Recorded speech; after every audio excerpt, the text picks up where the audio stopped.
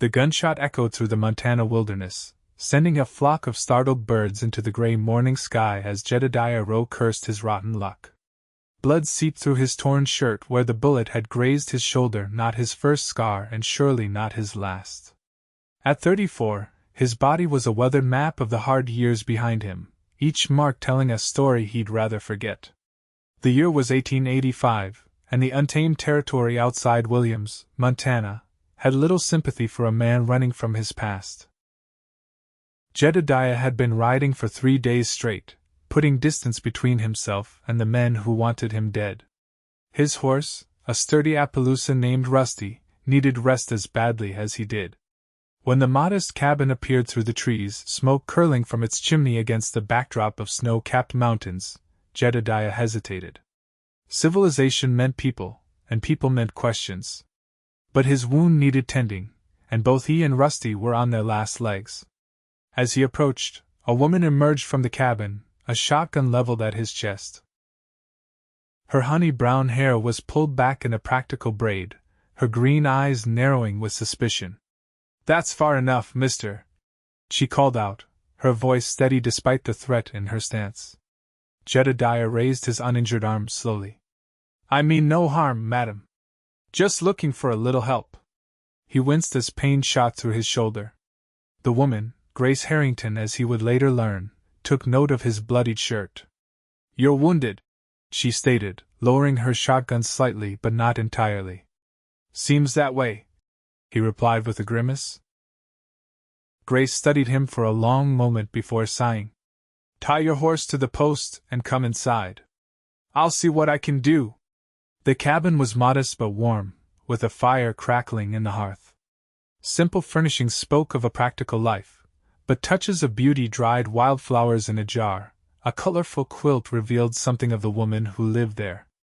"Sit," she instructed, pointing to a wooden chair. She moved with purpose, gathering supplies from a nearby cabinet. Jedediah complied, removing his hat and placing it on his lap. "I appreciate this, madam." "Grace," she corrected. "Grace Harrington. And you are?" "Jedediah Rowe." He paused, considering how much to reveal. "Just passing through." Grace raised an eyebrow. "With a bullet in your shoulder?" "It just grazed me," he said defensively. "Remove your shirt," she instructed, her tone professional. Jedediah complied, wincing as the fabric stuck to his wound. Grace worked efficiently, cleaning the injury with a gentleness that belied her firm demeanor. "You're good at this," he observed. "My father was a doctor," she explained. "I picked up a few things before he died." She paused, concentrating on her task. "So, Mr. Rowe, who's trying to kill you?" Jedediah stiffened. "What makes you think someone's trying to kill me? This wound isn't from a hunting accident. And you've got the look of a man being hunted." She secured a bandage over his shoulder. "I don't much care what you've done, but I do care if trouble follows you to my door." "I'll be gone by morning," he promised. Grace nodded, seemingly satisfied. "There's stew on the stove. Eat, then you can sleep in the barn. It's warm enough with the horses." Over bowls of rabbit stew, Jedediah learned that Grace had been living alone for nearly 2 years since her father's passing. The cabin served as her home and occasionally as a medical stop for those in the area who needed care. "Why stay out here all alone?" he asked. "Why not?" Grace countered. "I have everything I need, and people leave me be." There was a story there, Jedediah knew, but he didn't press. Everyone in these parts had their reasons for seeking solitude. As promised, he settled into the barn for the night, grateful for the relative comfort of clean hay and a wool blanket Grace had provided. Sleep came quickly, his body surrendering to exhaustion. Dawn broke crisp and clear. Jedediah rose early, intending to saddle Rusty and be on his way. But as he stepped out of the barn, he found Grace already up, her sleeves rolled as she chopped wood with practiced swings. "Morning," she called, pausing to wipe her brow. "How's the shoulder?" "Better, thank you," he replied, surprised at how much the pain had subsided. "I should be on my way." Grace nodded, setting down her axe. I've put together some provisions for you. And there's coffee on the stove if you'd like some before you go. Inside the cabin, as Jedediah sipped the strong, black coffee, Grace studied a map spread across her table. Where are you headed? She asked. Jedediah hesitated. He hadn't thought beyond getting away. Not sure yet. Somewhere new. Running doesn't solve problems, Mr. Rowe. It just gives them time to grow bigger. Her words struck a nerve, but before he could respond, the sound of approaching horses drew their attention. Jedediah's hand immediately went to his pistol as he moved to the window. 3 riders approached the cabin, their posture suggesting they weren't just passing by. Friends of yours? Grace asked, her voice tight. Hardly, Jedediah muttered, recognizing the lead rider as one of the men who'd been pursuing him. I should go out the back. Too late, Grace said, nodding toward the window where one of the men had already circled around. They've surrounded the place. A voice called from outside. We know you're in there, Rowe. Come out now, and maybe we'll let the woman live. Jedediah cursed under his breath. I'm sorry to have brought this to your door. What did you do to earn such devoted enemies? Grace asked, moving to retrieve her shotgun. I killed a man, Jedediah admitted. He was drawing on me, but he was the wrong man to kill. Had powerful friends. Self-defense? Yes, but that doesn't matter to them. Grace considered this, then nodded. All right. I'll follow your lead. You should hide. This isn't your fight. It's my home, she said firmly. And I don't take kindly to threats. Before Jedediah could argue, the cabin door burst open. He reacted instantly, drawing and firing in one fluid motion. The first man fell backward with a cry, clutching his leg. Grace's shotgun blast followed, sending the second attacker scrambling for cover. The ensuing gunfight was brief but intense. When the smoke cleared, one man lay dead, another wounded, and the third had fled on horseback. Grace moved to the injured man, her expression grim but determined as she examined his wound. He'll live, she declared, but he needs proper care.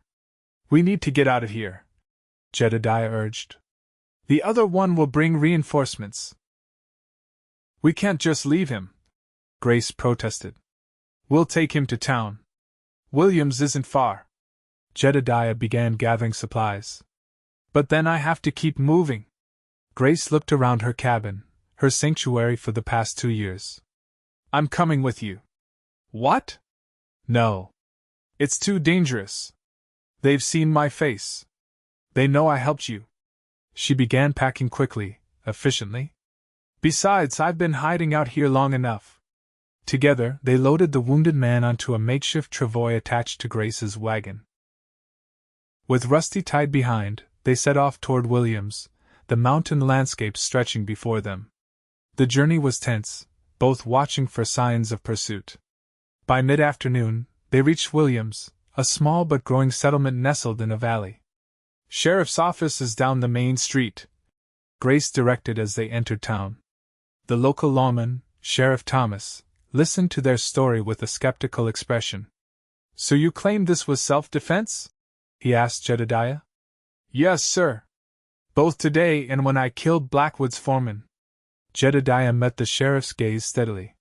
He drew first. There were witnesses. Charles Blackwood has a lot of influence in these parts, the sheriff warned, and a reputation for holding grudges. I'm aware, Jedediah said grimly. After taking their statements and arranging for the wounded man to see the town doctor, Sheriff Thomas offered them temporary refuge. I've got a friend who owns the hotel. You can stay there tonight while I send some telegrams, see if there's truth to your story.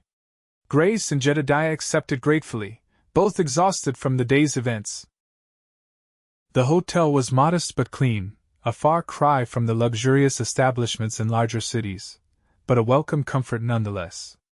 In the privacy of the hotel's small dining room, over plates of beef stew and cornbread, they finally had a moment to breathe. You didn't have to come, Jedediah said quietly. You could have stayed. Grace shook her head. they would have come back. Besides, it was time for a change.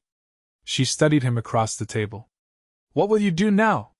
Keep moving, I suppose. Find somewhere Blackwood's reach doesn't extend. That's no way to live, Grace observed. Always looking over your shoulder. It's too late for anything else, Jedediah replied, the weight of his past heavy in his voice. Grace considered him for a long moment. Then let's start late, she said simply. Jedediah looked up, confused. What do you mean? I mean, what if we stopped running? What if we faced this head on? Her eyes held a determination that both intrigued and alarmed him. If what you say is true, if you acted in self-defense, then perhaps we can prove it. It's not that simple. Blackwood owns judges, lawyers. He's not a man who cares about the truth. Every man has weaknesses, Grace insisted. We just need to find his. Before Jedediah could respond, Sheriff Thomas approached their table, his expression serious. Got some news for you, Rowe. Those telegrams came back faster than expected. Jedediah tensed, preparing for the worst. Seems your story checks out, the sheriff continued. Several witnesses in Butte confirmed that Blackwood's foreman drew first. And it turns out you're not the first to have trouble with him. The federal marshal in Helena has been building a case against Blackwood for some time: intimidation, bribery, even murder. Hope, unfamiliar and fragile, flickered in Jedediah's chest.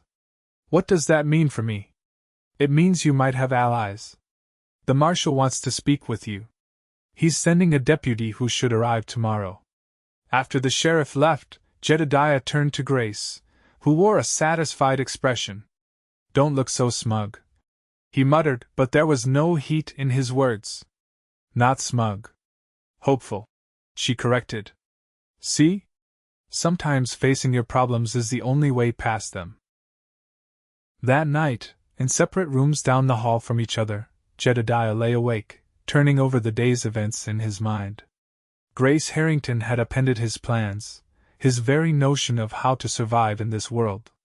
It unsettled him, yet he couldn't deny the pull he felt toward her: her courage, her directness, her unwavering moral compass. Morning brought renewed tension as they awaited the deputy marshal's arrival. When he finally appeared around noon, Deputy Marshal Frank Cooper proved to be a serious, no-nonsense man with a reputation for integrity. Mr. Rowe, he said, shaking Jedediah's hand firmly, I've heard your account from Sheriff Thomas. I'd like to hear it from you directly. Over the next hour, Jedediah recounted everything: the initial confrontation with Blackwood's foreman, the subsequent pursuit, and the ambush at Grace's cabin. Deputy Cooper listened attentively, taking notes. Blackwood has been operating with impunity for too long, Cooper said when Jedediah finished. We've been building a case against him, but witnesses have a habit of disappearing or changing their stories. Your testimony could be valuable. You want me to testify against Charles Blackwood? Jedediah asked incredulously. That's a death sentence. Not if we can protect you, Cooper assured him. And not if we can bring him down before he retaliates. Grace, who had been quiet during the interview, spoke up. What would that entail? Cooper outlined their plan. Jedediah would travel to Helena under protection, provide his testimony to a grand jury, and help identify other witnesses who might come forward once they knew they weren't alone. It was risky, but it offered a chance at freedom, a chance to stop running. I need time to think, Jedediah said finally. Take the day, Cooper agreed. But not much longer. We need to move on this while we have momentum. Later, as they walked along Williams Main Street, Grace and Jedediah discussed their options. It could work, Grace said cautiously. If enough people stand up to Blackwood, his power diminishes. Or it could get a lot of people killed, Jedediah countered. Including you. You should stay here, Grace. Or go somewhere safe. This isn't your fight. Grace stopped walking, turning to face him directly. I made it my fight when I chose to help you. And I don't abandon my choices. Her gaze softened. Besides, I'm a decent shot and a better healer. You might need both. Jedediah studied her face, this woman who'd somehow become entangled in his messy life. Why are you doing this? You barely know me. I know enough, she replied simply. I know you could have left me behind but didn't. I know you're running from a fight that wasn't your choosing. And I know what it's like to start over when everything seems lost. Her words hung between them, laden with unspoken understanding. In that moment, Jedediah felt something shift, a connection forming that transcended their brief acquaintance. By evening, he had made his decision.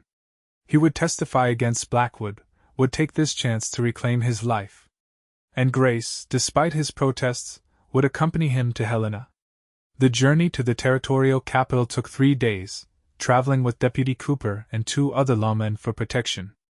Along the way, they learned more about each other, filling the long hours on the trail with conversation.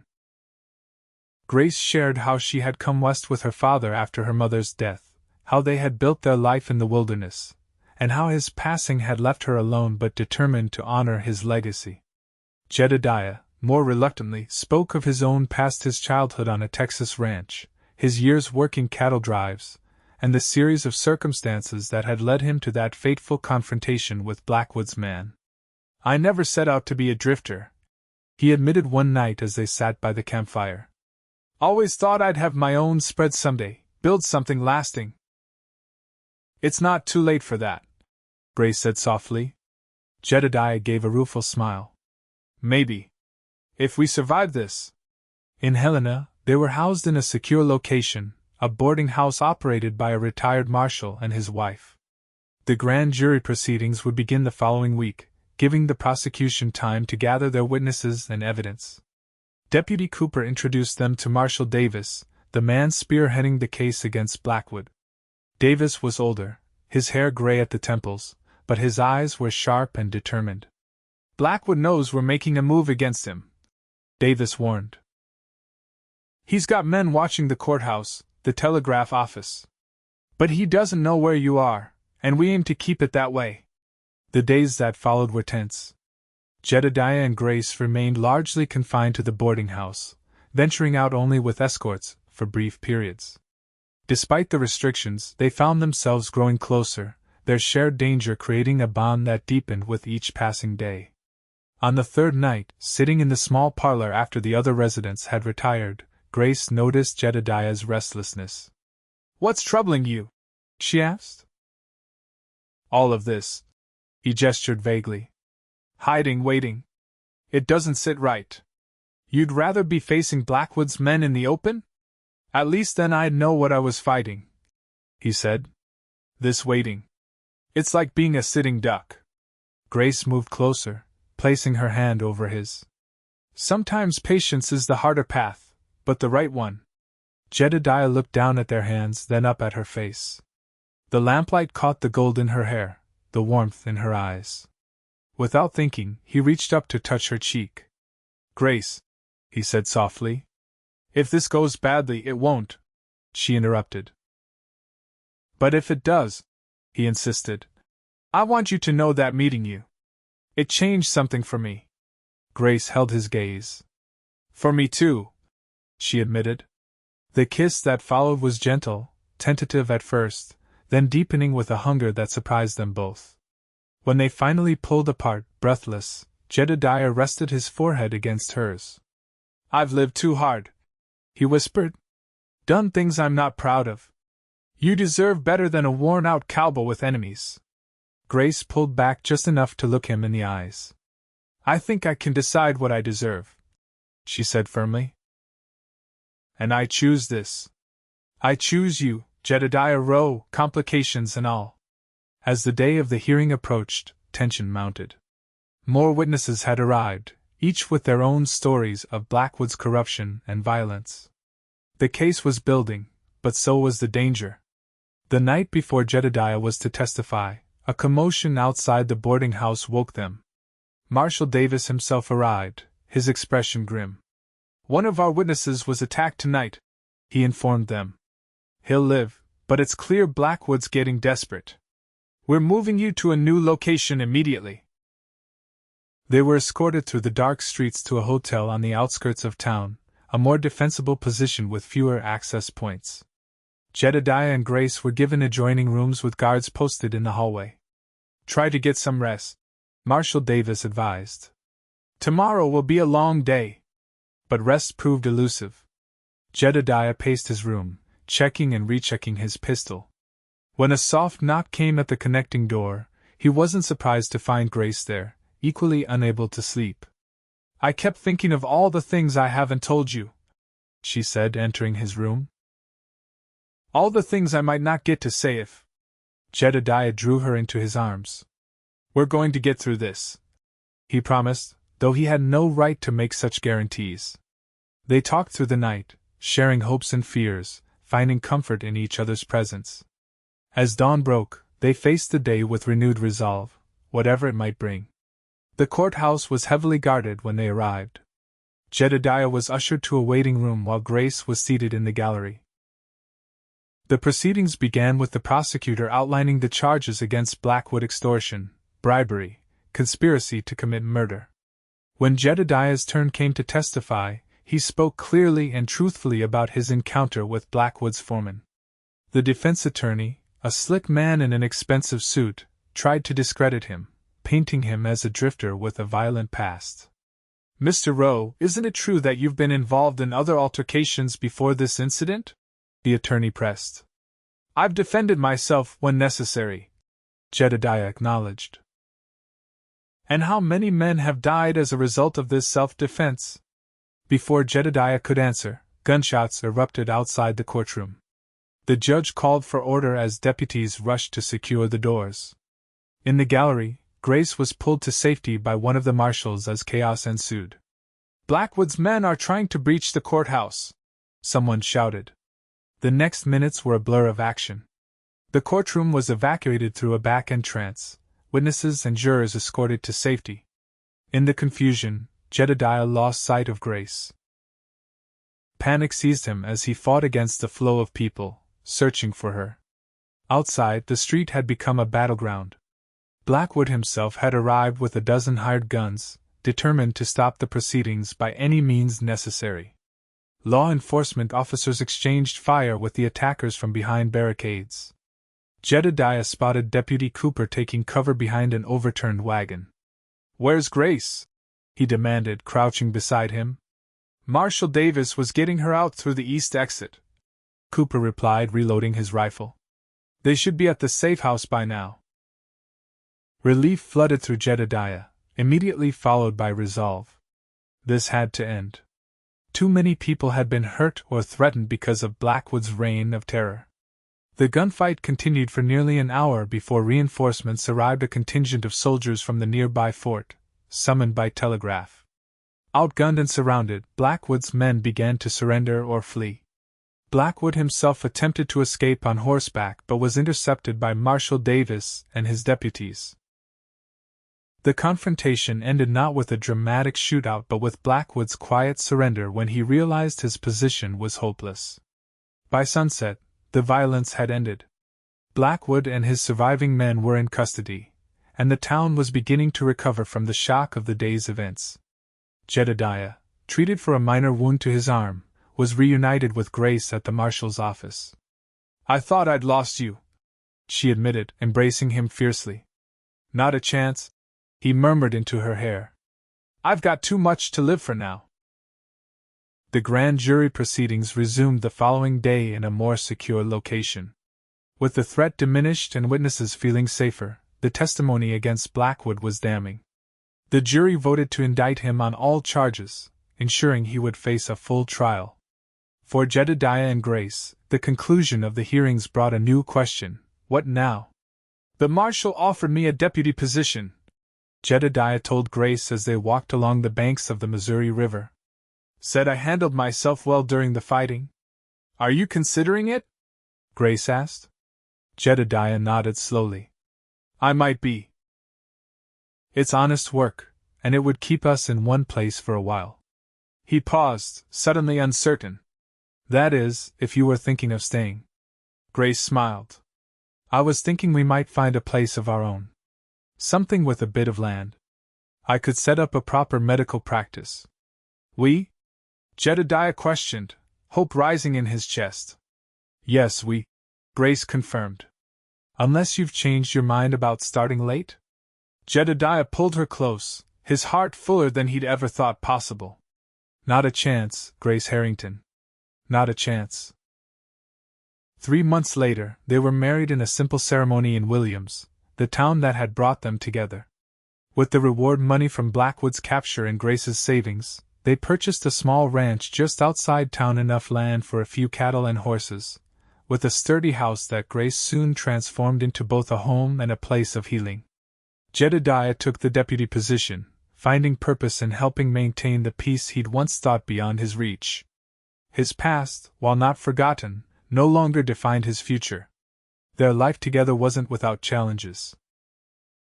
Blackwood's trial and subsequent imprisonment brought closure, but the work of rebuilding trust in the community was ongoing. Yet they faced each obstacle together, their bonds strengthening with each passing season. A year after their wedding, as they sat on their porch watching the sunset paint the Montana sky in brilliant hues of gold and crimson, Grace shared news that would change their lives once more. I'm expecting, she said simply, taking Jedediah's hand and placing it over her still flat stomach. Come spring, there will be 3 of us. Jedediah's eyes widened, then filled with wonder. A child, he whispered. Our child. Are you happy? Grace asked, a hint of vulnerability in her question. Jedediah gathered her into his arms, overwhelmed by the depth of his emotions. More than I ever thought possible, he assured her. When I met you, I believed it was too late for a man like me to have this kind of life. You showed me it's never too late to begin again. Then let's start late. Grace echoed her words from that day in the hotel dining room, so many months ago. Every day, let's choose to start anew. In April of 1887, their son was born, Jonathan Thomas Rowe, named for Grace's father and the sheriff who had helped them when they needed it most. He was the first of 3 children who would fill their home with laughter and light in the years to come. The cowboy who'd lived too hard and the healer who refused to let him surrender to his past built something neither had dared to hope for: a family, a legacy, a love that defied the odds. In the wild territory of Montana, where second chances were as vast as the sky, they found their beginning late, perhaps, but right on time for them.